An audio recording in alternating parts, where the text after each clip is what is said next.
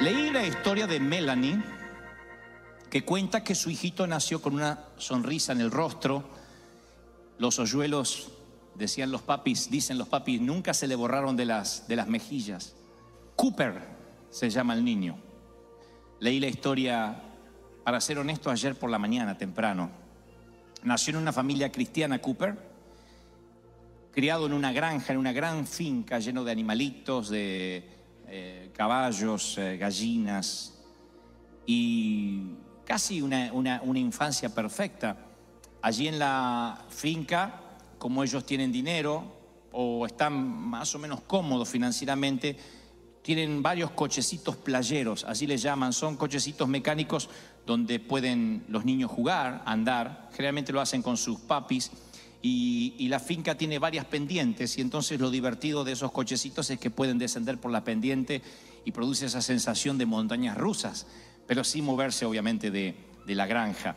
El 17 de julio del año 2009, mientras Melanie, la mamá, iba a comprar unas baterías para uno justamente de esos cochecitos, el otro que quedó funcionando, se subió el niñito de 5 años y descendió por la pendiente como lo hacía siempre con su papá, pero esta vez sin un mayor al lado. El cochecito dio varios tumbos, por alguna razón dio varias vueltas, y Cooper, el chiquito, quedó inconsciente. Llamaron al 911 y lo llevaron al hospital. Para cuando Melanie, su mamá, llegó, el nenito, el chiquito, había partido al cielo. Y de pronto la familia cristiana se encontró haciendo lo que nunca pensaron que iban a hacer para su hijo: seleccionar un ataúd. Se encontraron planificando un funeral, que es algo que nunca uno planifica hacer, aunque tenga un abuelito viviendo en casa. Uno no dice, así imagino el funeral. Uno no quiere imaginarse, no quiere pensar en eso. Cayeron en un aletargamiento mental. Cada mañana al despertar lloraban desconsoladamente. Cuando cobraban fuerzas y se armaban de valor para levantarse de la cama, había un montón de familiares debajo, en la planta baja de la casa, esperándolos para orar por ellos, para darles aliento. Y ellos cuentan en un libro que soportaban todo el día lo más posible, tratando de distraerse, aguantaban todo el día, pero para llegar a la cama, que era el único descanso, llegar a la cama y ponerse a llorar hasta entrada la madrugada y que el cansancio los venciera. Dice ella, Melanie, ni las pastillas para dormir lograban quitarme tanto dolor. Y su padre lo define de la siguiente forma. Él dijo: no hay clase, no hay escuela ni libros en este mundo que pueda prepararte para cuando un hijo se te muere en tus brazos. Ahora sabemos lo que significa estar en el fondo del foso. Esa frase a mí me impactó ayer por la mañana, el fondo del foso. Porque si ustedes habrán notado, y si se han congregado por mucho tiempo aquí o en otras congregaciones, siempre se nos ha predicado cómo salir del foso. Siempre se nos ha dicho que vamos a salir, de hecho, del foso, porque es una promesa de Dios. Cuando hablo del foso, hablo de ese sitio donde uno literalmente toca fondo. Ese sitio tan doloroso donde parece que nos vamos a morir en vida. Pero nunca nos han predicado acerca de cómo soportar o cómo aguantar en el foso mientras que dure. El Espíritu Santo me ha traído esta palabra para que te diga que diciembre será el mes en que no solo vas a salir, sino que vas a soportar el tiempo que te reste, el poquito tiempo, en victoria, con fuerzas, con un carácter probado, con actitud. El fondo del foso nos remite a José, que cuenta un sueño a sus hermanos, se llenan de celos y lo tiran literalmente al fondo de una cisterna. Ese foso, aunque se presume que fueron cuestión de horas, ese foso no se iría en la vida de José por varios años. El foso nada más era el inicio de las calamidades que le quedaban por delante. De ser un niño mimado a terminar en un foso. Y luego supo José, de ser el preferido de papá, lo que se vivía en una subasta de esclavos en Egipto. Lo pinchan, lo aguijonean, lo examinan para ver si tienen piojos, le miran las orejas como si fuera un asno, porque lo van a comprar. De ser el mimado de papá, de usar la ropa Armani, de repente tiene apenas lo puesto y como si fuese una suerte de animal o una bestia, le examinan sus genitales, sus oídos, sus cabellos, las fosas nasales, para ver si está sano y lo pueden comprar. Y lo compra un general que se ocupaba de la seguridad del faraón, un tal Potifar. Y parece que su suerte va a mejorar un poco, pero él no entiende ni el idioma, no entiende la cultura, tenía todas las posibilidades en contra y de hecho, insisto, por muchos días sucesivos, él no logró salir del foso, de ese primer foso que lo arrojaron sus hermanos. Si ustedes no conocieran la historia y no sabrían de Biblia, pensarán, ¿y qué pasó? Esto da para una novela, para una de esas historias donde cada vez le va peor y termina al borde del suicidio. Sin embargo, si uno sigue leyendo la historia de José, en solo 4 versículos, a pesar de que él sigue en el foso emocional, a mí me sorprende lo que descubro, porque dice que cuando lo compra este hombre, hablo de Potifar, que era un general, insisto, del faraón, dice la Biblia en Génesis 39:2, a José le fue muy bien allí, en la casa de su amo el egipcio, porque Dios, oigan este, que es el primer secreto que les regalaré, porque Dios estaba con él. Le fue muy bien. No dice, y fue liberado de la esclavitud, y fue sacado del foso. Sigue estando como un esclavo. Perdió todos los derechos. Perdió su apellido, perdió su ID, su identidad, su cultura, su idioma. Sin embargo, la Biblia menciona una frase que se nos pasa por alto y no es una frase menor. Dios estaba con él. Y Dios estaba con él.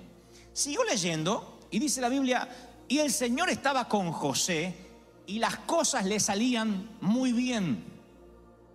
Sigo leyendo, eso es el versículo 2 de Génesis, el capítulo 39. Sigo leyendo el versículo 3 y dice, y vio su amo, oigan, que Jehová estaba con él, con José. Un inconverso que no sabe quién es Dios, no sabe cómo luce Dios, no sabe de qué trata Dios, no sabe quién es Moisés, no tiene idea de lo que significa Israel ni Dios para Israel. Se da cuenta que Dios estaba con José. Leo el versículo 5 y dice, y Jehová bendijo la casa del loco egipcio, el loco lo digo yo, a causa de José. O sea, no se pierdan por favor lo que trato de decirle. José está en el foso. José no salió de la crisis. Y en el medio de la crisis es un canal de bendición a donde va. ¿Me están siguiendo? No dice, Señor, si tú me bendices, voy a poder bendecir, pero así yo no puedo bendecir a nadie. No dijo eso. Está en el foso, está como esclavo. Porque uno dice, bueno, pero estaba en una casa, pero es como esclavo. Está de esclavo, lo pueden matar en cualquier momento. Su cabeza ni siquiera tiene precio. Y sin embargo, Dios estaba con él. Un hombre que está en el foso, en el desierto, en el patio de atrás. No solo eso, sino que Dios bendice la casa de este Potifar a causa de José. De pronto quiero que entiendan lo que trato de decirles. El foso es bendecido a causa de quien está en el foso injustamente. La bendición era tal sobre José que era un efecto de radiación divina. Donde él estaba generaba bendición. Donde él estaba alrededor todos eran bendecidos, aún estando en el foso. Quiero que entiendan lo que trato de decir, porque yo puedo decirle, Abraham era de bendición, Moisés era de bendición, tú eres de bendición. Pero aquí hablamos de alguien que está en una crisis, que perdió a su papá, sus hermanos lo vendieron, que no tiene documentos, que no conoce la cultura, no sabe el idioma. ¿No será que necesitas lo que tenía José en tu propio foso? Dios era para José como una cobija, como una manta. Dice, y estaba sobre él, como una manta para un bebé. Y la bendición estaba sobre él. En el foso, o trabajando como esclavo, o en la cárcel, luego. Pero la bendición estaba sobre él. ¿No será que en lugar de pedirle a Dios que te saque urgente de tu foso, de tu propia versión de Egipto, tendrías que pedirle a Dios que aproveche esa oportunidad, que tú la aproveches para ser de bendición y para pasar por esta materia como una experiencia que pueda bendecir a otros? Y tú dices, ¿pero qué voy a bendecir si no tengo para comer? José tampoco. Sin embargo, donde él iba dejaba bendición. Tú tampoco conoces el idioma de la enfermedad, como José, que no conocía el idioma de Egipto. Tú tampoco conoces la cultura del divorcio, nunca estudiaste, nunca te enseñaron el vocabulario de la crisis.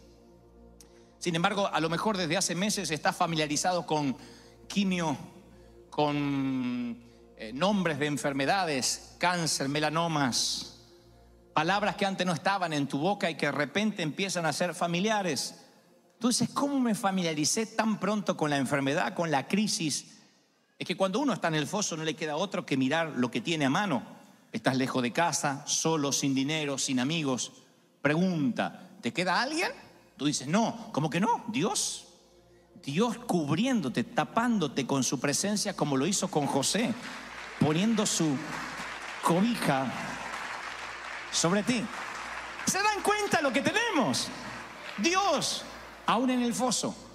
Lo que pasa es que no es popular hablar del Dios en el foso desde los púlpitos, porque la gente no quiere estar allí. Sin embargo, muchos se van frustrados a sus hogares diciendo, yo estoy allí, y no hubo una palabra para los que aún tenemos que permanecer allí. No hay palabras, por eso los pastores somos tan torpes en los funerales y a veces no sabemos qué decir, porque siempre queremos hablar de victorias, y las victorias siempre vienen luego de una gran batalla, luego de una gran pelea. Y cuando pasamos esos momentos difíciles, esos desiertos, Dios dice, no soy el Dios solo de los montes, sino que también soy el Dios de los valles. Le dijo Dios a Israel, yo también soy el Dios de los momentos bajos. Mencionaré siempre hasta el hartazgo esto y lo diré otra vez. Dios te ama cuando eres fuerte y también cuando eres débil. Su amor no cambia cuando te sientes puro o cuando te sientes sucio después de pecar. Su amor no cambia. Es su amor infinitamente incondicional. Pero muchos viven como si la única solución fuesen sus fuerzas para trabajar. Que Dios conserve mis fuerzas, dicen. Y el día que se enferman, tienen pánico, porque ellos dependen de sus fuerzas. Otros viven y dependen de sus cuentas bancarias, o de su cartera de clientes, o de su capacidad, o de sus talentos. Y el día que no tienen capacidad, que no tienen talentos, o que por alguna razón sienten que sus fuerzas se agotan, dicen, ¿y ahora qué voy a hacer? Nada, ahora recién está comenzando el Señor. Recién está empezando a hacer su obra. Otros, claro, afortunadamente, como Moisés, también buscan a Dios en los fosos. Moisés prefirió ir a cualquier parte con Dios antes que a ningún lado sin Él. Lo voy a decir otra vez para el Twitter. Moisés prefirió ir a cualquier parte con Dios antes que a ninguna parte sin Él. Se preguntaba, ¿cómo voy a proveer alimento para toda esta gente? ¿Cómo vamos a sobrevivir? ¿Cómo nos defenderemos de los enemigos? Y terminó diciendo, si tu presencia no está con nosotros o conmigo, ni me saques de aquí, ni me muevas. David, que provocó su propio foso, pecando contra Dios, dice, no, ahora no me quites la corona, no me quites el reino, no me quites el ejército. Dice, no me eches de delante de ti, no quites de mí tu cobertura, tu favor, tu Santo Espíritu. O sea, iglesia amada, hijitos queridos, dice el Señor, entonces, ¿cuál es el secreto para permanecer en el foso? Tengo 4 principios que te los voy a regalar rápidos. Número 1, reclama en el medio de la soledad, en el medio del foso o de la esclavitud o de la cárcel, reclama la presencia de Dios. ¿Se lo van a acordar? ¿Se lo van a acordar, sí o no? Reclama la presencia de Dios. ¿Cómo? Siendo más esponja que piedra. Coloquen una piedra en el océano y van a ver qué pasa. Cambia de color, se puede erosionar con las décadas o las centurias, pero por dentro sigue seca, sigue igual. Ahora coloquen una esponja en el océano y van a ver cómo su esencia cambia, cómo absorbe el agua. Mi pregunta es, ¿qué vas a hacer? ¿Absorber o resistir? ¿Vas a tener un corazón de piedra o un corazón de esponja? Y tú dices, pero es que en el foso no me dan ganas de recibir. Pregunta, ¿vas a absorber o resistir?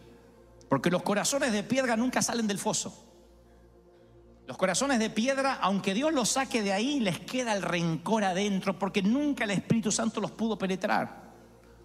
Yo escuchaba el testimonio de una dama que fue engañada por su marido y ella lo perdonó, pero después disfrutaba el poder que le había dado ese perdón, porque manipulaba a su esposo, porque lo tenía como un hijo, porque le había faltado el respeto y cualquier cosa decía, me vas a volver a engañar. O sea, había adquirido un poder de un perdón que no fue genuino.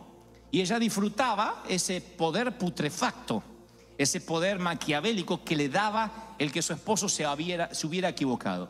¿Qué es esto? Un corazón de piedra. Y ella, si yo hablara con ella, me diría algo como: con lo que pasé, merezco que me haya endurecido. Pero los corazones que se endurecen nunca pueden tener la cobertura del Espíritu Santo. Si José se hubiese endurecido, llenado de odio porque sus hermanos lo tiraron al foso, hubiese tenido mucha razón. ¿Tenía razones para enojarse? Claro que sí. Sin embargo, decide ser una esponja y toma para sí las palabras que años más tarde el escritor a los Hebreos diría en Hebreos 13:5: nunca te dejaré, jamás te abandonaré, dice Dios. Nunca, nunca te dejaré. Yo me aferraría a esas palabras como un paracaídas, mi querido. Yo diría: lo que me acuerdo del servicio de hoy a la mañana es que Dios dijo: no, no te dejaré, no te abandonaré, no voy a dejarte, no, yo estoy contigo, me he empecinado con tu vida. Aférrate a eso hasta que hagas callar la voz de la angustia, hasta que la voz del dolor se calle, y recuerdes que el Señor tu Dios está en medio de ti como guerrero victorioso, dice Sofonías. Como guerrero victorioso. El salmista dijo: cuando siento miedo, pongo en ti mi confianza. Salmos 56:3. Salmos 42:5 dijo: ¿por qué voy a inquietarme? ¿Por qué me voy a angustiar? Si en Dios puedo poner mi esperanza y todavía lo voy a alabar. O sea, no equipares a Dios con tu buen humor o con lo que sientes. ¿Te sientes contento, de mal humor o no? ¿Feliz o infeliz? Dios está siempre, no importa lo que sientas. Nunca te deja. Así que no importa la sensación, reclama la presencia de Dios contigo. Número 2, aférrate en el foso a tu carácter, a lo que has aprendido. Extrae de la Biblia las cualidades más profundas del Señor y atesóralas.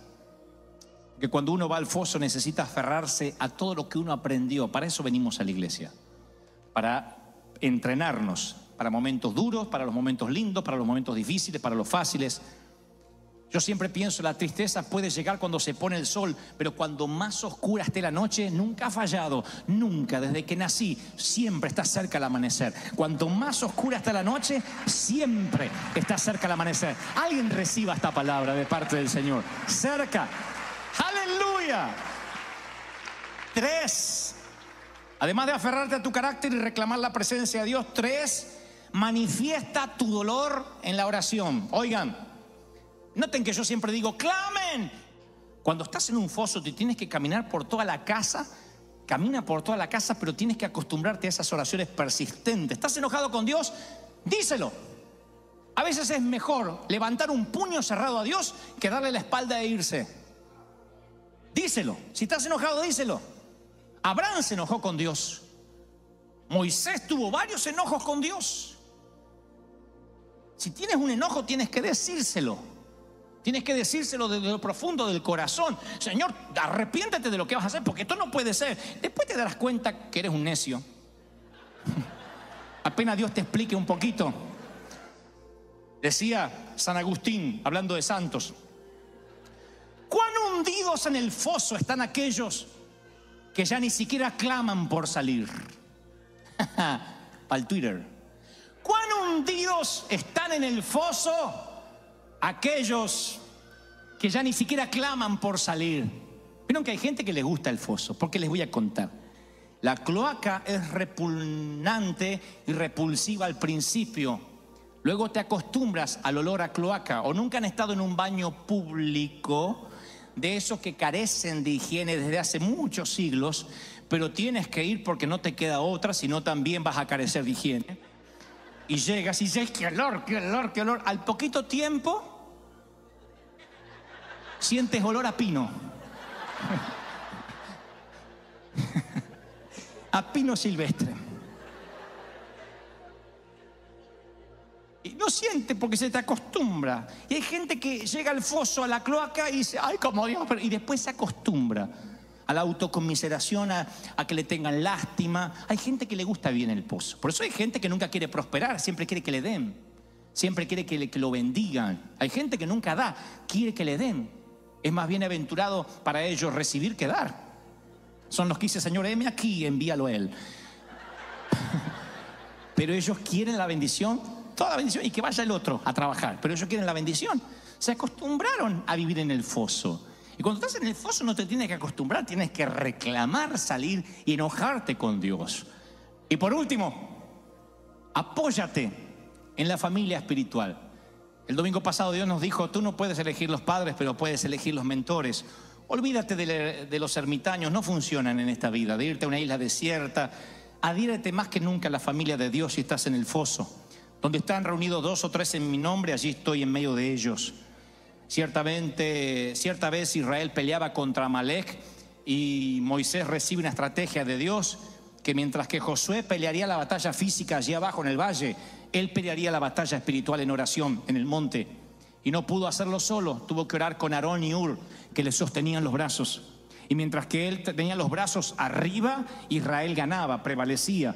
Cuando los brazos se cansaban, Israel empezaba a perder. Eso es un símbolo claro que no puedes permanecer solo. Por eso nos congregamos, no para cantar, no para escuchar mensajes, nos congregamos para fortalecernos unos con otros. Mi querido, como José, Dios quiere usar Egipto y el foso para enseñarte que Él está contigo, cubriéndote como la manta a un bebé. Pudiste haber perdido tu familia, todo lo que tenías, pero el Señor me dice que te recuerde, yo estoy contigo y te guardaré donde quiera que fueres. Génesis 28:15. Yo estoy contigo, yo no te dejo, no te dejo. ¿Están recibiendo esta palabra? No te dejo, yo estoy contigo. A los que están en el foso, a los que no aguantan más, a los que dicen, wow, necesitaba esta palabra.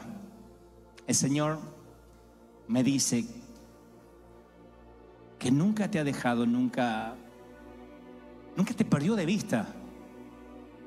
Nunca te perdió de vista. Ama a alguien profundamente y no lo perderás de vista nunca, siempre estará allí. Él no te perdió de vista, Él siempre estuvo allí callado a veces. No lo has sentido en ocasiones, pero Él no te dejó de ver nunca. Él está sobre ti. Reclama su presencia. Únete a la familia de Dios, mantente pegado a los mentores. Reclama en oración. Enójate con Dios si es necesario. Aférrate a tu carácter. Pero por Dios, vas a salir del foso y lamentarás no haber alabado a Dios en él. Dios bendice tu Egipto a causa tuya. Bendice tu foso a causa de que estás ahí. Y la historia de José sigue, ¿eh? Es llevado a la cárcel y toda la cárcel era bendecida. ¿A causa de quién? De José. Luego, es como si la historia se hubiese escrito sola. José llega al gobierno y toda la nación es bendecida a causa de él. Y todas las naciones de la tierra pueden sobrevivir al hambre mundial a causa de un hombre que bendijo a Dios en el foso. Si Dios está contigo en el foso y eres de bendición en tu Egipto, Dios también hará que seas de bendición a una multitud. Dios hará que seas de bendición a quien toques, a las naciones, a donde Dios te manda. Tomemos esta mañana para bendecir el foso, sea cual sea el día que vayas a salir de él. Bendice el foso. Dile, Señor, voy a ser de bendición en este trabajo horrible que tengo. Voy a ser de bendición para mis amigos, para mis compañeros de trabajo, que si no fuese por ese jefe que me paga mal y me maltrata, no me habrían conocido. Voy a ser de bendición en esta casa prestada, en este auto que no arranca. Voy a ser de bendición en este país sin papeles, como esté mi estatus, pero voy a ser de bendición como José, porque el favor de Dios está sobre mí, donde quiera que vaya. Siempre eres rey, siempre eres príncipe. Y cuando tú eres rey y tú eres príncipe, se te nota aún estando en el foso. No conozco a José, no lo he visto nunca. Supongo que lo veré como tú en el cielo la primera vez. Lo reconoceré. ¿Reconoces a un faraón cuando lo ves? Cuando José está como segundo del faraón, se ve como príncipe. Creo que él siempre se vio así, desde que vestía las ropas favoritas de su papá, a cuando estaba en el foso, o a cuando revisaban los piojos, las fosas nasales y los genitales como una bestia.